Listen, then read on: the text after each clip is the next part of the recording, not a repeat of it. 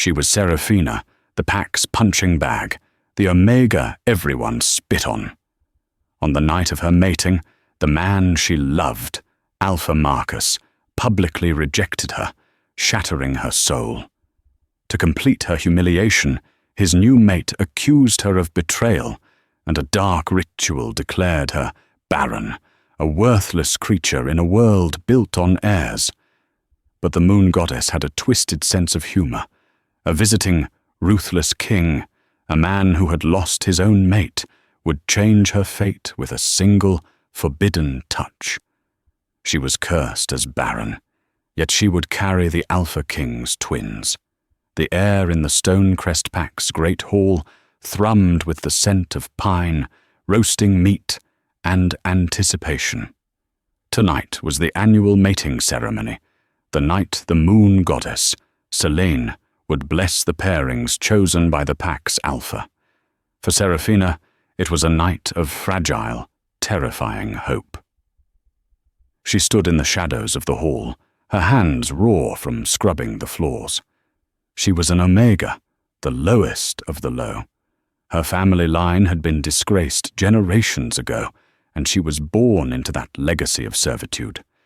She kept her head down, her pale blonde hair hiding her face, her grey eyes fixed on the flagstones. But in her heart, she held a secret. Alpha Marcus. He was the future of their pack, tall, powerful, with eyes the colour of whiskey and a charisma that made every she-wolf sigh. And he had been her friend. In secret, in the woods beyond the pack house, they had met for years. He had shared his dreams with her, his frustrations, his ambitions. He had kissed her, touched her, and whispered promises of a future where her rank didn't matter. He had promised that tonight he would choose her, elevating her to his Luna and shattering the pack's cruel traditions.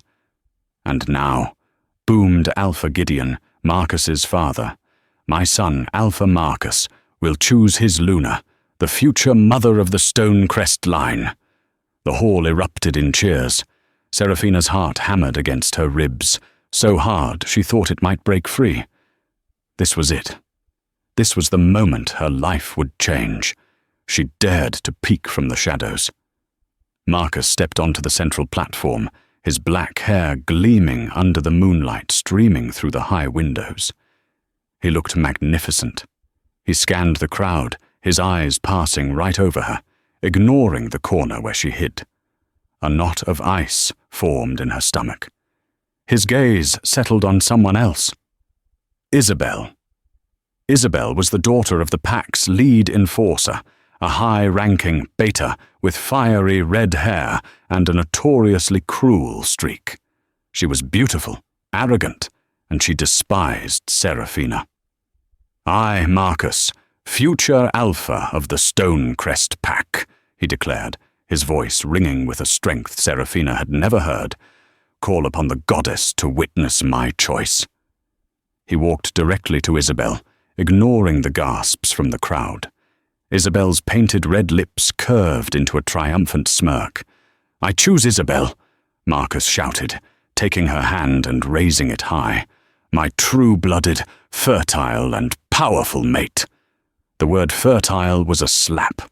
The word powerful was a betrayal, but the worst was the look in his eyes. He turned, his gaze finally finding Seraphina in the shadows.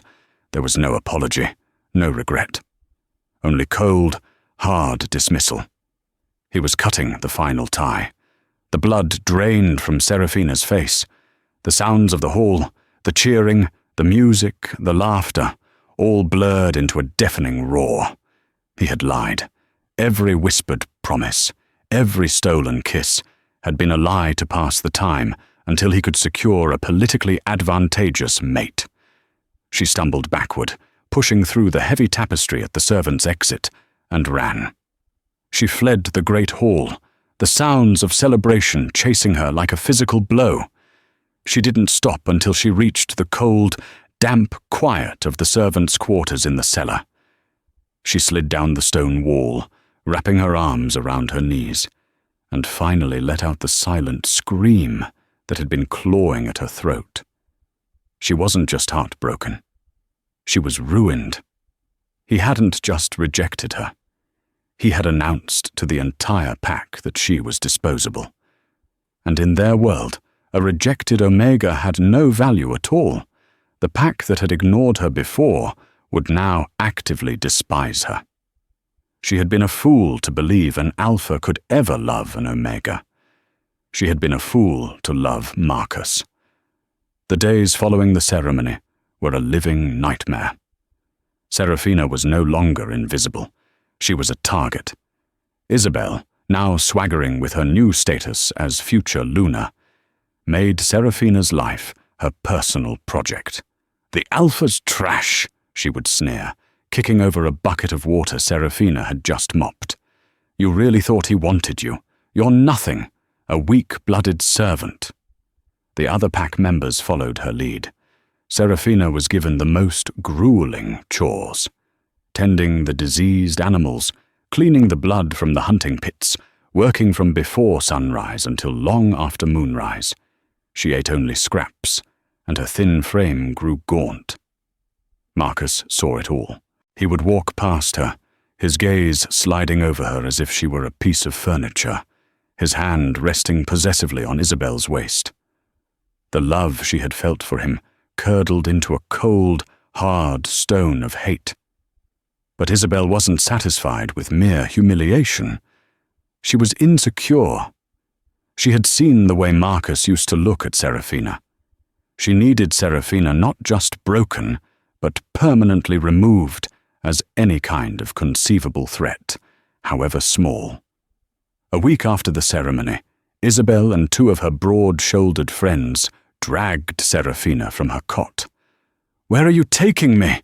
Serafina cried, her nails scraping uselessly against the stone floor. "Be quiet, Omega," Isabel spat, yanking her by the hair. "We're going to cleanse the pack of your pathetic little dream." They hauled her to the sacred ritual grounds, a clearing deep in the woods where the pack's seer, an old, withered wolf named Morag, communed with the goddess. Morag stood before a bonfire, her eyes cloudy with cataracts and a strange, herbal smoke. "Alpha Marcus and future Luna Isabel have brought an accusation," Morag rasped, her voice like dry leaves. "They claim you tried to ensnare the Alpha with dark magic, to steal his seed and pollute the bloodline." "What? No!" Serafina gasped, horror washing over her. "I never! Marcus, tell them!" Marcus stood in the shadows near the edge of the clearing. He wouldn't meet her eyes. His silence was her death sentence. "The offering has been made," Isabel said, smiling sweetly at Morag. A small, heavy pouch of gold exchanged hands. "The goddess has made her will known, hasn't she, Morag?" Morag's eyes, milky and blank, settled on Serafina. The old seer began to chant, her voice rising in a terrible, crackling crescendo. She threw a handful of black powder into the fire, and the flames roared, turning a sickly, unnatural green. "Serafina of the broken line!" Morag shrieked, pointing a gnarled finger. "You are an offense to the pack. Your womb is a betrayal. By the power of the moon goddess, I see the truth of you. You are barren. You will never bear a pup, never continue a line, never fulfill a wolf's sacred duty. You are an empty vessel, cursed to walk this earth alone and worthless." A bolt of icy energy slammed into Serafina, erupting from Morag and sinking deep into her core. It felt like her very soul was being hollowed out. She collapsed, clutching her stomach, a scream of pure agony tearing from her throat. It wasn't just a proclamation, it was a physical assault, a magic that felt cold and final.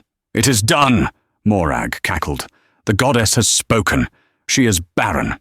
Isabel laughed, a high, cruel sound. "Did you hear that, Omega? Barren. Now you truly are worthless. You have nothing. You are nothing." Marcus finally looked at her then, his face a mask of indifference. "It's for the good of the pack," he said, his voice flat. We need a strong future. You have no part in it." He turned and left the clearing with Isabel on his arm, leaving Serafina writhing on the cold ground, the echo of the word Barren sealing her fate. She was 19 years old, and her life was over. The pack now saw her as cursed by the goddess herself, and in their world there was no appeal from such a judgment. Life became a grey, monotonous cycle of pain.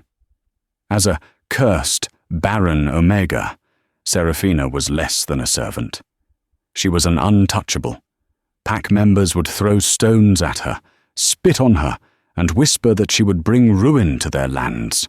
She was moved from the cellars to a collapsed shed on the edge of the territory, exposed to the elements. She was starved, beaten, and utterly alone. Yet a tiny, defiant spark inside her refused to die. She would not let them break her. She endured. 3 months after the curse, a wave of panic and excitement swept the Stonecrest pack. A royal decree arrived. Alpha King Elias Thorne was coming. The Alpha King was a figure of legend. He ruled all packs in the region with an iron fist, a vast territory that dwarfed the Stonecrest lands. Elias Thorne was known as the Shadow King. He was ruthless, cold, and devastatingly powerful. It was whispered he hadn't smiled since his fated mate, his queen, had been killed by rogue wolves 5 years prior. His visit was not a social call. It was an inspection of fealty and taxes. Alpha Gideon and Marcus were terrified. The entire pack house was scrubbed, polished, and decorated. A great feast was prepared, and in the chaos, Serafina was dragged from her shed. "You," Isabel hissed, her face pale with stress. "You will work the feast. But if you so much as breathe in the king's direction, I will have you flayed. You will be invisible.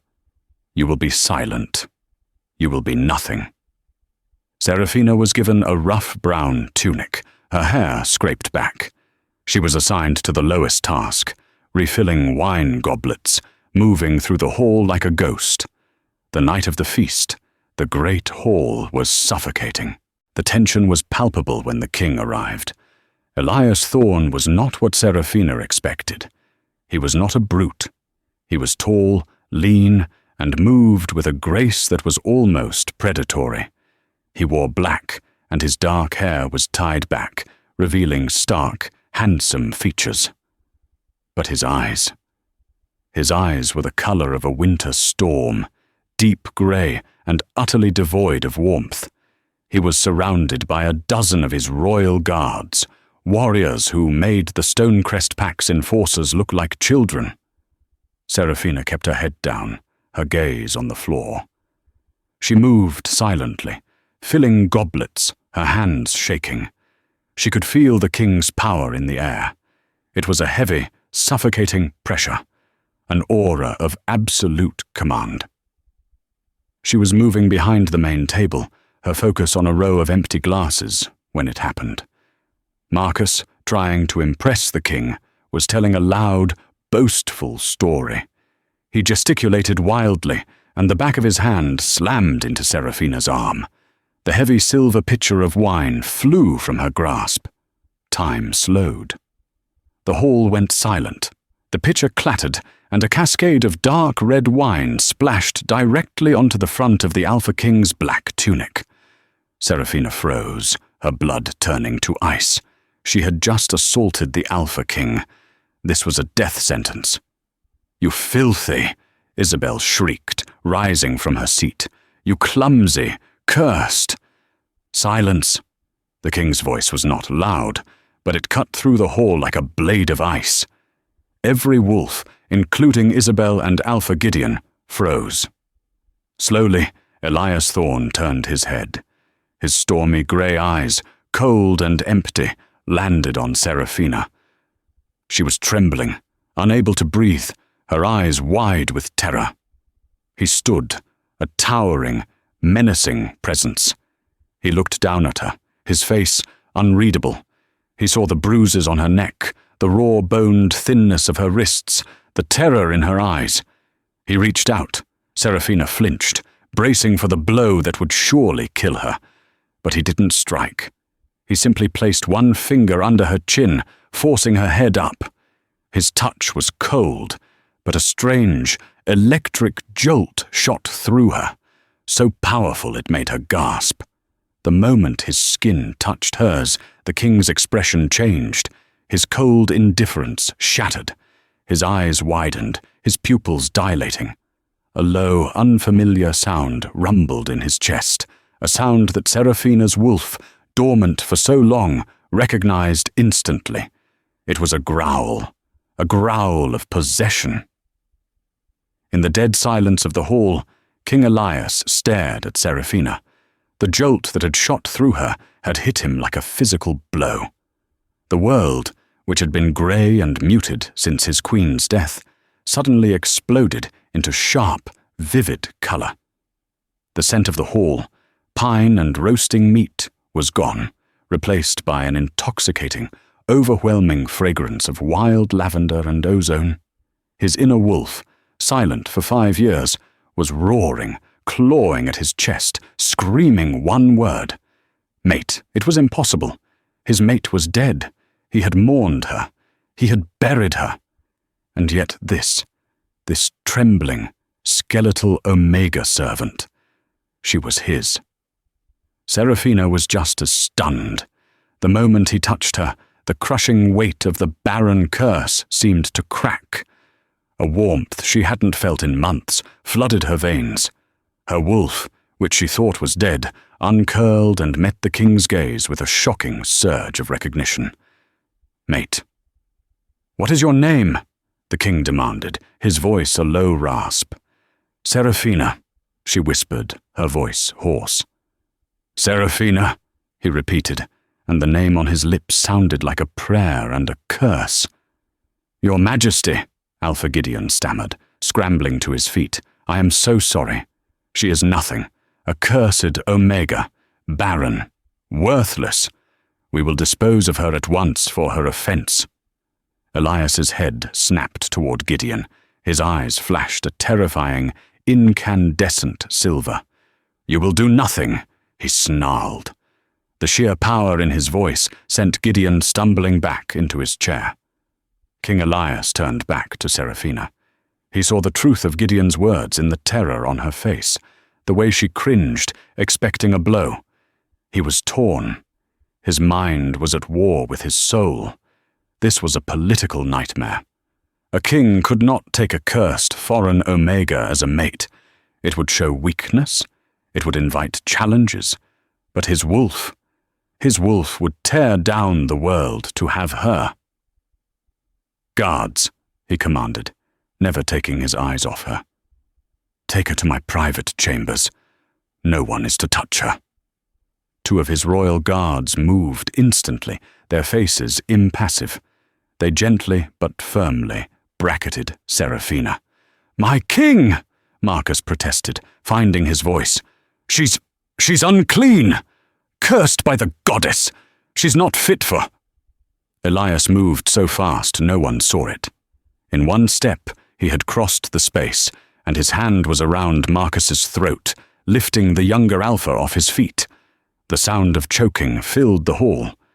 You will never, Elias whispered, his voice deadly calm. Speak of her again. She is under my protection. Am I understood? He dropped Marcus, who collapsed, gagging and clutching his throat. Elias didn't give him another glance. He turned and swept from the hall, his royal guards flanking Serafina and following him. Later, in the guest chambers, a room larger and more luxurious than any Serafina had ever seen, she stood, trembling by the fire. The king dismissed his guards. He stood across the room, watching her. It's not possible, he said, more to himself than to her. My mate is dead. I am cursed, Serafina whispered, tears welling. I am barren. I am nothing. I am sorry for spilling the wine. He stalked across the room, his control visibly cracking. Cursed by who? A pack seer? He scoffed, the sound bitter. Their magic is nothing. The moon goddess herself has made this bond. She does not make mistakes. He stopped in front of her, close enough that she could feel the heat radiating from him. He raised his hand, not to strike, but to gently trace the line of her jaw. "You are terrified," he stated. "They will kill me when you leave," she said, the truth raw and simple. His eyes darkened. "I will not let them." "You are a king," she said, finding a sliver of her old strength. "I'm an Omega. This bond, it will ruin you. Your own people will see you as weak." "Let them try," he growled. He was fighting himself, his duty warring with the primal, undeniable pull. He had been dead for 5 years, a hollow shell. This girl, this broken, beautiful creature, had brought him back to life with a single touch. He lowered his head, his lips brushing her ear. "They call me the Shadow King. They think I am cold. They have no idea." The bond was too strong. The centuries of instinct, the call of the soul, the demand of the goddess. It was absolute. He couldn't fight it. And in that moment, he didn't want to. He kissed her. It was not a gentle kiss. It was a kiss of desperation, of 5 years of starvation, of a king claiming his queen. Seraphina, who had only ever known the false kisses of Marcus or the brutality of the pack, was consumed. She kissed him back, her small, defiant spark of life rising to meet his inferno. He picked her up as if she weighed nothing and carried her to the bed. That night, logic, politics, and curses were all burned away by a passion that was fated and absolute. For one night, she was not a barren Omega, and he was not a grieving king. They were just 2 halves of a soul, finally made whole.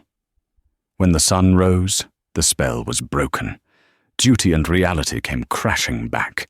Elias was dressed, his face once again a cold mask, but his eyes followed her every move. "I cannot stay," he said, his voice flat.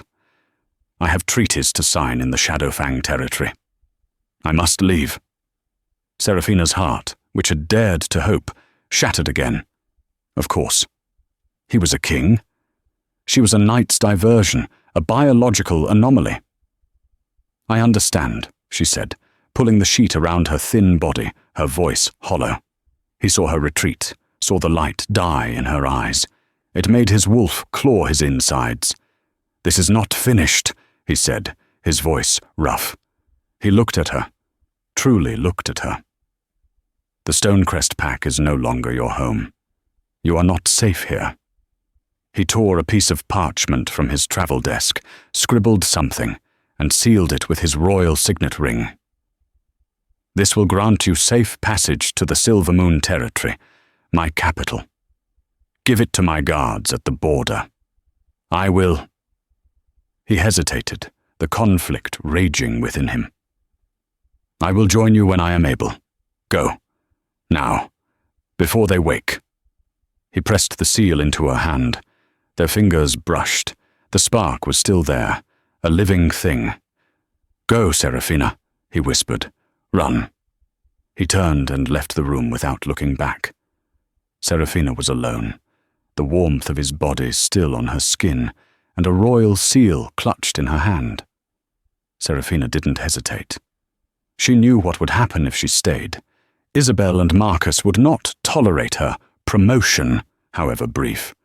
The king's protection vanished the moment his carriage left the territory. She dressed in her servant's rags, hid the king's seal in the lining of her boot, and slipped out of the pack house in the pre-dawn grey. She didn't head for the main road. She ran for the deep woods, using the cover of the trees, her senses on high alert. She was weak, but the events of the night had given her a desperate, thrumming energy. She ran all day, pushing her body to its limits. By nightfall she was miles away, her lungs burning, but she was free. She found a stream and drank, her stomach aching with hunger. She had no food, no weapons, and a long journey to the Silver Moon territory. Weeks passed. Serafina was tougher than anyone knew. She lived on what she could forage: roots, berries, the occasional rabbit she managed to trap. She avoided all pack lands, sticking to the wild, neutral territories. But something was wrong. About a month into her journey, the sickness started. At first, she thought it was the bad water or the lack of food. She was nauseous every morning, her body aching in a strange new way.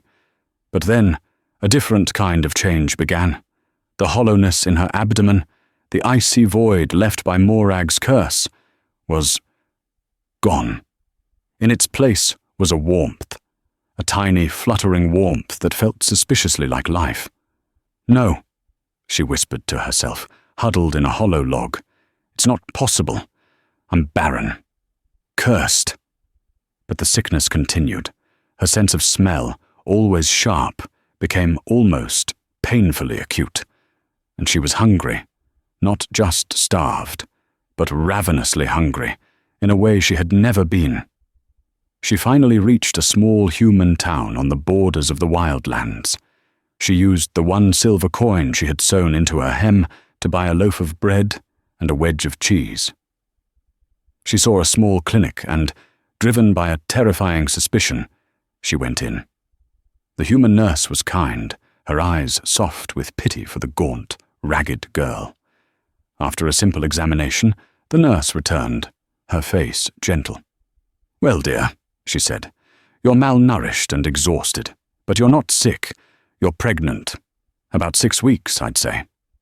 Serafina's world tilted. Pregnant. The curse. Morag. Elias. The curse wasn't from the goddess. It was a lie. It was pack magic, dark and ugly, but it was just magic. And the fated mate bond, a bond with a royal alpha king, had shattered it like glass. The goddess hadn't cursed her. She had chosen her. She stumbled out of the clinic, her mind reeling. She was carrying the Alpha King's child. Her first instinct was joy, a fierce, primal surge of it. But her second was ice-cold terror. She couldn't go to the Silver Moon territory. Not now. What would they think? An Omega, claiming to be the king's mate, showing up pregnant? They would think her a liar, an opportunist. They would kill her and the child to protect the king's reputation. Elias himself. He had been so conflicted. Would he believe her? Or would he see her as a political trap? And then, a worse thought. If Marcus and Isabel ever found out, if they learned the curse was fake and she carried a royal heir, they would hunt her to the ends of the earth. They would kill her and take the child, perhaps to use as leverage, perhaps simply to destroy the final evidence of their lies.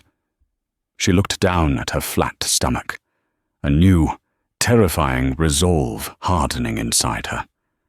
This was not just her life anymore. She tore the king's seal from her boot. She looked at it, the silver wolf of the Thorn dynasty. With a sob, she threw it into the river, watching the current pull it under. She couldn't be Serafina, the king's mate. She couldn't be Serafina, the cursed Omega. She had to disappear. She turned her back on the Silver Moon territory and walked in the opposite direction toward the human lands. She would hide. She would protect this child. She would raise this baby in secret, far from the claws of alphas and the cruelty of packs. She would be a ghost. 5 years passed. Serafina, now known as Sarah, had settled in a remote, rainy town in the human world, nestled between the mountains and the sea. She worked as a seamstress and a baker, her hands always busy. The humans in the town found her quiet and polite, a tragic young widow, perhaps. They didn't know that the small cabin she rented at the edge of the woods was a fortress. Her life was hard, but it was hers, and she was not alone. The nurse had been wrong about one thing. It wasn't one child. She had twins, a boy, Liam, and a girl, Elara. They were her entire world. From the moment they were born, they were extraordinary. Liam was a perfect copy of his father, the same dark hair, the same serious, stormy grey eyes. He was quiet, watchful, and possessed a strength that was unnerving in a small child. Ilara was her mother's echo, with pale blonde hair, but her eyes were the incandescent silver of a royal alpha. She was bold, fiery, and fiercely protective of her brother and mother. Serafina lived in constant, low-level fear. She was raising two pure-blooded royal alphas, alone in the human world. She taught them to hide, to never show their strength, to never let their eyes shine, as they called it. But it was getting harder. As they turned 5, their true nature began to bleed through. When a stray dog snapped at Ilara, the girl didn't cry. She snarled, her eyes flashing silver, and the dog whimpered and fled. When Liam saw his mother cut her hand while chopping wood, he laid his small hand over the wound, and the skin stitched itself together before her stunned eyes. A royal, healing gift. "You must never do that where anyone can see," Serafina warned them, her voice shaking. "Why, Mama?" Ilara demanded, her hands on her hips. "Why do we have to hide? We're strong." "Because the world is dangerous, my love," Serafina said, pulling them close. "Our strength, it makes bad people want to hurt us. You must promise me. Never show anyone." They promised, but they were children, and their power was instinct. One afternoon, the twins were playing in the woods behind the cabin. They were chasing a deer, a game they loved. Liam, frustrated that the deer was too fast, let his instincts take over. He shifted. It wasn't a full shift, but it was close. His form blurred, his senses exploded, and he launched himself, running on all fours at an impossible speed. Ilara, not to be outdone, did the same. Their laughter, more like the yips of pups, echoed through the trees. Deep in the woods, their uncontrolled, untrained alpha power flared. It was a beacon, a massive, screaming signal of royal blood, lighting up the supernatural world for miles. They caught the deer, laughing, and shifted back, unaware of what they had done. But miles away, someone else had felt it. Someone who had been patrolling the borders of his own territory, restless and power-hungry. Someone who had been searching for something to give him an edge. Alpha Marcus of the Stonecrest Pack. Marcus's life had not been the triumph he expected. His pack was struggling. His mating with Isabel had been fruitless. She was the one who was barren, a fact they kept hidden with brutal secrecy. His father, Gideon, had passed, and the full weight of the alpha role was crushing him. He was paranoid, cruel, and desperate for more power. He had been scouting the human borderlands, rumored to be a hiding place for rogues, when he felt it. A blast of alpha power so pure, so royal, it staggered him. It was stronger than anything he had ever felt. Stronger than King Elias, but it was young, untrained, a weapon, his mind whispered. A child. If he could find the source of that power, if he could find this miracle child and raise it as his own, he could challenge anyone, even the king. For weeks, Marcus hunted. He left his pack in Isabel's hands and stalked the human towns, sniffing the air, searching. He finally traced the lingering scent to the small town by the sea. He narrowed it down to the cabin on the edge of the woods. He hid in the trees, watching, and then he saw her. He didn't recognize her at first. This Sarah was not the skeletal, beaten Omega he had cast aside. This woman was lean, strong, and moved with a wary grace. Her blonde hair was braided back, and her face was weathered but beautiful. It was only when she turned her head and he saw those familiar grey eyes that his world stopped. "Serafina," he breathed. It was impossible. She was supposed to be dead. And then he saw the children, The boy with the king's face, the girl with the alpha's fire. The pieces slammed together in his mind with the force of a physical blow. The king's visit, her disappearance, the rumors of the king's strange, protective behavior. The twins. The curse was a lie, he whispered, his shock turning into a cold, ecstatic rage. She was with the king. He didn't just have a weapon. He had the king's heirs. This changed everything. This was not leverage.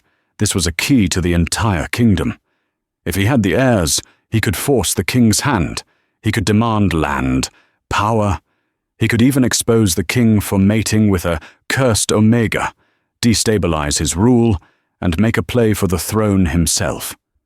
He watched them for a day, his mind spinning a dozen treacherous plots. He waited until Serafina left the cabin to go into town for supplies. The twins were playing in the yard. This was his chance. He moved from the trees, his large alpha form casting a shadow over the yard. Liam and Ilara, sensing a stranger, immediately stood back to back, their small faces set in identical, defiant scowls. "Hello, children," Marcus said, his voice a sickeningly sweet growl. "You have your father's eyes, boy, and you," he said to Ilara, "have his power. I knew your mother a long time ago. I am an old friend. My name is Marcus." "We're not supposed to talk to strangers," Liam said, his grey eyes cold and assessing, just like Elias. "Mama said bad people want to hurt us," Ilara added, her silver eyes flashing. "Oh, I'm not going to hurt you," Marcus chuckled. "We're just going to take a little trip. Your father will be very happy to see you." He lunged. Liam shoved Ilara behind him, baring his teeth. For a 5-year-old, his snarl was shockingly fierce. But he was 5. Marcus was a fully grown, brutal alpha. He backhanded Liam, sending the boy flying into the side of the cabin. "Liam!" Ilara screamed. Marcus grabbed her by the arm. "You'll do," he sneered. "He'll come for one just as fast as he'll come for 2. He threw the struggling, snarling girl over his shoulder and vanished back into the woods, just as Serafina was walking up the path. She heard Ilara's scream. She saw Liam unconscious on the ground. She saw the large, muddy boot prints. Her world didn't just end. It exploded. The quiet, human Sarah was gone. The beaten Omega was gone. What rose in her place was a lunar queen, a mother wolf, and she would have her daughter back, or she would die. Serafina ran to Liam. He was breathing, a large bruise forming on his temple. The healing gift he'd inherited was already knitting the broken skin. "Mama," he whimpered, waking. "The bad man? He took Ilara." "I know, baby. I know." She kissed his forehead. "Stay here. Bar the door. Don't open it for anyone but me. Do you understand?" He nodded, his father's eyes wide with terror. Serafina stood and faced the woods. She closed her eyes, casting aside her human disguise. For the first time in 5 years, she let her wolf senses take over. She tasted the air. She smelled the ozone of her daughter's terror, the musk of an alpha, and beneath it, a scent she knew as well as her own. Marcus. A sound of pure, unadulterated fury ripped from her chest. He had found her. He had taken her child. She ran. She was weaker than him, slower, but she was fueled by a mother's rage, a force more powerful than any alpha. She tracked him through the woods, following the scent of broken branches and his lingering arrogance. Marcus hadn't gone far. He was at the edge of his own territory, at a waterfall they used to meet at years ago. He was waiting for her. He had Ilara tied to a tree. "I knew you'd come, Serafina," he called out as she burst into the clearing. "You look healthier. Motherhood suits you." "Let her go, Marcus," Serafina snarled, her voice a low growl she didn't know she possessed. "Mama!" Elara cried. "Now, now! Is that any way to greet an old friend? The father of your— Oh, wait, that's not me, is it? No, that honor belongs to King Elias." His smile was a predator's. "What a secret you've been keeping. A Barren Omega, and 2 of them. Royal Alphas. Isabel will be furious." "What do you want, Marcus?" "What do I want?" He laughed. "I want everything. I want the king to cede the Shadowfang lands to me. I want his seat on the High Council. And I want him to publicly acknowledge me as his superior in exchange for my silence about his disgusting little secret." "He'll kill you," Seraphina said, stone cold. "He'll bargain," Marcus corrected. "He's a king. He can't have his heirs raised by a rival alpha. And he can't have the world knowing his fated mate is a cursed pack reject. He'll pay. But first, to make sure he's motivated." Marcus pulled a silver knife. "I think one of them is enough. A girl is a good bargaining chip, but I only need 1 heir." He pressed the flat of the blade against Elara's cheek. Elara didn't scream. She spat in his face. That was the moment Seraphina attacked. She didn't shift, she didn't know how, but she launched herself at him, a human, Omega mother, attacking a full-blooded alpha. She was all nails and teeth. She raked her nails across his face, drawing blood. He roared in surprise and threw her off, sending her crashing into a rock. Her head hit the stone, and the world went black for a second. "You stupid," he snarled, wiping the blood from his eyes. "I was going to let you live. Now, I'll just take the children and— that is enough."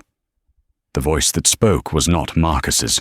It was the same voice that had cut through the Great Hall 5 years ago. A voice of absolute command. King Elias Thorne stepped out of the shadows, flanked by 10 of his royal guards. He was not in his royal finery. He was in black leather battle armor, and his face was a mask of terrible, beautiful rage. His storm-grey eyes were fixed on Marcus, who still held the knife to Elara. Marcus froze, his blood turning to ice. Your Majesty, I found them. I was rescuing them for you, from this rogue." "You lie." Elias's voice was deathly calm, but his eyes were a storm. He looked past the cowering alpha to Seraphina, who was clutching her bleeding head, and his mask of rage cracked, revealing 5 years of raw, agonizing grief. "I have been hunting you for 5 years, believing you had murdered her." "She's a cursed Omega," Marcus stammered, his last desperate defense. "She is my mate!" Elias roared, and the pure alpha power that exploded from him shook the very trees. As if summoned by her father's rage, Elara's eyes blazed pure silver. A wave of raw, untrained telekinetic force erupted from her, shattering the silver knife in Marcus's hand into a dozen pieces. He stared, stunned. In that split second of confusion, Seraphina acted. She didn't wait for rescue. She grabbed a heavy branch and swung it with all her strength at the back of Marcus's knee. His leg buckled with a wet crack. Before Marcus could even scream, Elias was on him. He moved like a black-clad shadow of vengeance. It wasn't a fight. It was an execution. A flurry of brutal, precise strikes dislocated Marcus's shoulder and shattered his wrist. Elias hauled the broken alpha up by his throat, slamming him against the tree. "You!" he snarled. "Rejected her! You!" he slammed him again. "Allowed her to be cursed! And then you stole my child!" "It was Isabel!" Marcus shrieked, all pride gone. "And Morag! The curse was fake! Paid for! Mercy!" Elias looked at him with nothing but contempt. "You are not worthy of a warrior's death." He threw the sobbing man to the ground. "Guards, take him! Go to Stonecrest. Bring me Isabel and Morag. They will stand trial for high treason." The forest was deathly silent. save for the whimpering of the disgraced Alpha being bound and gagged by the royal guards. Elara, free from her ropes, was clinging to Seraphina's leg, her small body trembling with the adrenaline of the fight. King Elias Thorne stood for a moment, his chest heaving. He had just vanquished a 5-year-old ghost. He looked at Seraphina, his queen, covered in dirt and bleeding from a gash on her temple. He looked at Elara, his daughter, who was staring at him with his own unmistakable silver eyes. And then Seraphina's head snapped up, her eyes wide with a new, sharper terror. "Liam!" Elias's head whipped toward her. The boy. "He's at the cabin!" Seraphina cried, pushing past him. "Marcus knocked him out. He's alone." Elias didn't hesitate. "Kyle," he commanded his lead guard, "take the prisoners. Send word to the High Council. We are holding an emergency session. Treason." He then scooped Elara into his arms, his battle armor hard against her small body, and took off at a run, following Seraphina. "The rest of you, with me. Secure the perimeter." They moved through the woods like shadows, a king, a queen, and his royal guard, all converging on a tiny, dilapidated cabin. Seraphina reached it first, slamming her hands on the door. "Liam! Liam, it's Mama! I'm safe! Open the door!" They heard a scuffling sound, the scraping of a heavy wooden bar being lifted. The door creaked open a few inches. A small, dark-haired boy peered out, his grey eyes, so like Elias's they were a mirror, wide with fear. He saw Seraphina and burst through the opening, wrapping his arms around her waist. "Mama, you came back! The bad man! He's gone, my love," Seraphina sobbed, clutching him. "He's gone forever." Liam then looked up, past his mother. His gaze fell on the towering man in black armor, holding his sister.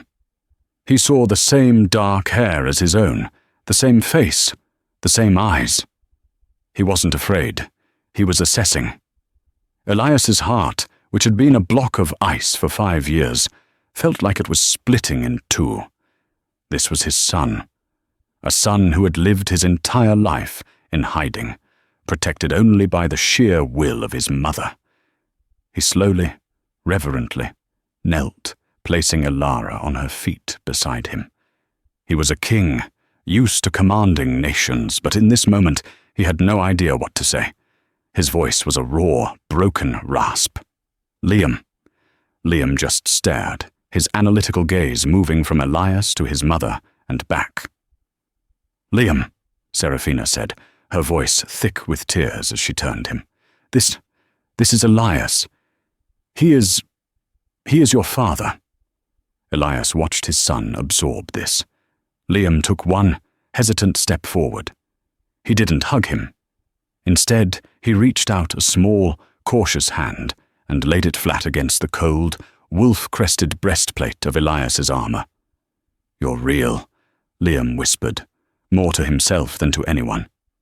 "I am," Elias choked out, placing his own gauntleted hand over his son's. "I am real, and I am so sorry I wasn't here." "You saved Mama," Liam stated, his small face serious. "And you saved Elara. You're strong." "And so are you," Elias said, his control breaking. He pulled Liam into his embrace, then reached for Elara and finally wrapped his other arm around Seraphina, crushing his entire, impossible, beautiful family to his chest.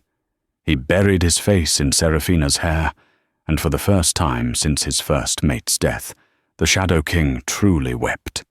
His guards, warriors of iron, turned their backs, giving their king his moment of reunion. The journey to Silver Moon, the capital of the king's territory, was a revelation. A royal carriage, lined with velvet and protected by a full contingent of royal guards, carried them from the human lands. Seraphina watched as the twins, who had never known anything but a one-room cabin, stared in wonder at the passing world. They were washed, dressed in fine silks, and though they clung to their mother, They watched their father with a mixture of awe and recognition. He was theirs. When they arrived at the capital, a city of gleaming silver and white stone, the pack was in a frenzy. The king, who had left on a grim hunt, had returned with a family, but Elias did not take them to the royal chambers. Not yet. He took them to the high hall of judgment. The hall was vast, the ceiling held up by pillars of ancient stone. The high alphas of all the allied packs were already assembled, their faces grim. At the front, on a raised dais, sat the king's throne. Elias led Seraphina to the dais. A guard tried to lead her to a viewing bench, but Elias held up a hand. No. She will sit where she belongs. He had a second throne, a Luna's throne that had been empty for years, brought and placed beside his. "Elias, I can't," Seraphina whispered, terrified. "They're all staring." "Let them stare," he said, his voice loud enough for the hall to hear. "Let them look upon their queen." He seated her, and she sat tall, her fear battling with her newfound strength. The twins were placed in a secure, guarded alcove to the side, where they could see their mother. "Bring in the accused," Elias commanded. The great doors opened. Marcus, Isabel, and Morag were dragged in chains. Marcus was a sobbing, broken mess. Morag was chanting in terror. Isabel, however, was still defiant, her eyes burning with hatred. "Alpha King Elias," she spat. "You have no jurisdiction. This is Stonecrest business. That Omega is our property." The hall erupted in gasps. Elias simply rose from his throne, his power flooding the room and silencing everyone. "Isabel." His voice was deceptively calm, like the air before a lightning strike. "You stand accused of high treason. You bribed a seer to fake a divine curse. You conspired to defraud a pack of its rightful heir, and you laid hands on a royal Luna." He then turned to Morag. You prostituted the sacred magic of the goddess for gold. You blasphemed, and you were the hand that cast the curse." Finally, he fixed his gaze on Marcus. "And you, Alpha Marcus, you rejected your true, fated bond. You stood by and allowed this blasphemy to happen. And then you hunted down the royal heirs to use as political hostages. You are a coward, a traitor, and a disgrace to the title of Alpha." "It was her," Marcus screamed, pointing at Isabel. "She made me. I never wanted to hurt her. Mercy, Your Majesty, mercy." "Mercy," Seraphina's voice, clear and cold, cut across the hall. She stood. All eyes went to her. This was the Omega, the Barren one. "You speak of mercy, Marcus," she said, walking to the edge of the dais. "Where was your mercy when you left me to be beaten by the pack? Where was your mercy when you stood in the woods and watched as Morag's magic ripped my soul apart? And where," her voice dropped to a lethal snarl, "was your mercy when you put a knife to my daughter's throat?" Marcus had no answer. He just wept. Isabel laughed, a high, broken sound. "You think you've won? You're still just a filthy, weak-blooded Omega. He will tire of you. He will cast you aside just like Marcus did. You are nothing." "She is my queen," Elias roared, his alpha power slamming Isabel to her knees. "And you have sealed your fate." He sat and delivered his judgment. "Morag, for your blasphemy, your connection to the moon goddess and her magic is hereby severed. You will be bound, made human, and exiled to the human lands, to live out your days as the empty vessel you tried to make of my queen." Morag shrieked as the royal shaman began the binding ritual. "Marcus of Stonecrest, Isabel, his chosen mate, you are stripped of your rank, your title, and your lands. The Stonecrest pack is forfeit to the crown, to be held in trust for my heirs. And as you tried to strip my queen of her wolf, so too will you be stripped of yours." This was the ultimate punishment. Isabel and Marcus howled, a guttural sound of pure terror. To lose their wolf was to lose their soul. "You will be taken as humans to the Black Rock mines," Elias continued, his voice void of all emotion. "You will live out your days in darkness, working for the kingdom you tried to betray. You, who called my queen worthless, will now know a truly worthless existence. It is done. Take them from my sight." As the guards dragged them away, Isabel's screams for a death that would not come echoed off the stone. The hall was silent, awestruck. Justice had been absolute. That evening, Elias brought Seraphina and the twins onto the great balcony, overlooking the tens of thousands of pack members gathered in the plaza below. "People of Silver Moon," he called out, his voice magically amplified. "For 5 years I have been your Shadow King. I have ruled in grief, and my heart has been a stone. Today the shadows are broken." He turned and held out his hand. Seraphina, dressed in the silver and blue robes of the Lunar Queen, took it and stepped beside him. The crowd murmured, confused. "I present to you, Lunar Queen Seraphina, my fated mate, stolen from me by the treachery of lesser alphas, and returned to me by the will of the goddess." A roar went up.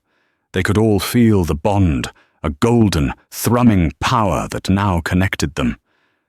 "And," Elias said, his voice cracking with pure, unadulterated pride, "I present to you the future of our kingdom, the proof of our bond, the crown prince and princess, Liam and Elara Thorne." 2 guards led the twins onto the balcony.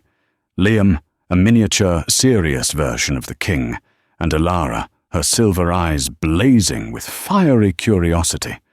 The crowd went insane. The cheers were deafening. Seraphina, the girl who had been spat on, beaten and cursed, stood before a nation that adored her. She, the rejected Omega, was now the most powerful Luna in the world. Later that night, the castle was quiet. The twins were finally asleep in a grand room of their own, surrounded by toys and protected by the king's most trusted guards. Seraphina stood on her private balcony, the cold moonlight on her face. She heard him approach. Elias wrapped his arms around her from behind, pulling her back against his strong, warm chest. "Is it real?" she whispered, leaning her head back against his shoulder. "Or will I wake up in the shed, cold and hungry?" "It is real," he murmured, kissing the healing cut on her temple. "You are safe. They are safe. Marcus and Isabel are in the mines. Your old pack is being re-educated. They will learn what loyalty to their true queen means." "I am not the girl you met, Elias," she said quietly. She was soft. She was a victim. "No," he agreed, turning her in his arms to face him. "She is gone. In her place is the woman who survived for 5 years alone, the mother who protected my heirs, the warrior who attacked an alpha with her bare hands. You," he said, cupping her face, "are the Luna who brought the sun back to my kingdom. You are no one's victim. You are my queen." He smiled, and it was the smile she had seen in the woods, the one that chased every shadow from his face. He was no longer the Shadow King. He was her mate, and she, the once rejected Barren Omega, was finally, truly, and eternally home. And so, the Barren Omega became the mother of a dynasty. Seraphina, who had been rejected, cursed, and hunted, now stood beside her king, her children the future of all packs. Her triumph was a testament that fate cannot be denied, and the deepest wounds can lead to the greatest destinies. Marcus and Isabel learned the hard way. Never underestimate the will of a true Luna, or the power of a mother protecting her blood. What did you think of Seraphina's journey to justice? Do you believe Marcus and Isabel got what they deserved? Let me know your favorite part in the comments below. Your engagement helps us create more stories just like this one.